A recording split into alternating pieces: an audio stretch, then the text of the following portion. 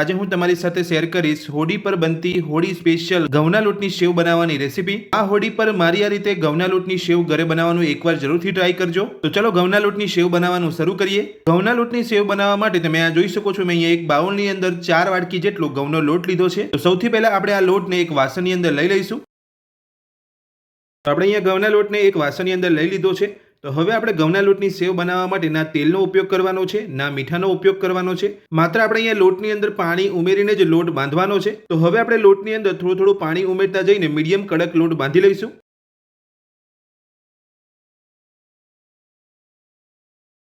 તો આ રીતે આપણે થોડું થોડું પાણી ઉમેરીને લોટ અહીંયા બાંધવાનો છે। તો આપણે અહીંયા તેલ અને મીઠાનો ઉપયોગ કર્યા વગર જ ઘઉંના લોટની સેવ બનતી હોય છે, એટલે માત્ર આપણે અહીંયા લોટની અંદર પાણી ઉમેરીને જ લોટને બાંધવાનો છે। તો આ રીતે આપણે થોડું થોડું પાણી ઉમેરીને મીડિયમ કડક લોટ બાંધી લઈશું।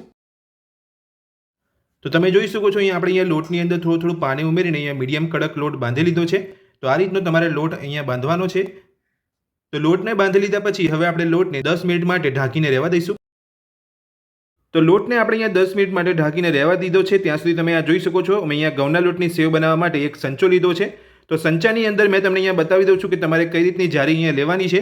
ત્યાં તમે જોઈ શકો છો 3 તમને અહીંયા જારી જોવા મળે છે। તેની અંદર તમારે અહીંયા સેવ બનાવવા માટે તમારે આ રીતની જે જારી હોય છે 3 નંબરની, આ રીતની 3 નંબરની જારી તમારે યુઝ કરવાની છે ઘઉંના લોટની સેવ બનાવવા માટે। જો તમે અહીંયા 1 અને 2 નંબરની જારી તમે આ જોઈ શકો છો, જે અહીંયા મોટા હોલવાળી છે, તમારી સેવ અહીંયા મોટી મોટી પડશે અને ચોટી જશે। તમે આ રીતની જારીનો યુઝ કરશો એટલે તમારે આ રીતની 3 નંબરની જે જારી, જેની અંદર તમે જોઈ શકો છો ઝીણા ઝીણા હોલ તમને અહીંયા જોવા મળે છે।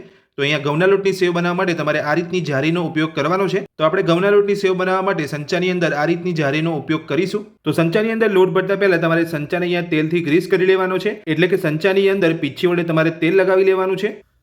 તો આ રીતે તમારે અહીંયા પીછી વડે કે હાથ વડે સંચાની અંદર તેલ લગાવી લેવાનું છે। અહીંયા ઘઉંના લોટની સેવ એકદમ ઇઝીલી અહીંયા સંચામાંથી પડી જશે। આ રીતે તમારે પહેલા તેલ લગાવી લેવાનું છે। તો આપણે અહીંયા સંચાની અંદર તેલ લગાવી લીધું છે। તો હવે આપણે જે જારી લીધી છે તેના પર પણ આપણે અહીંયા તેલ લગાવી લઈશું અને સંચાની અંદર ફિટ કરી લઈશું।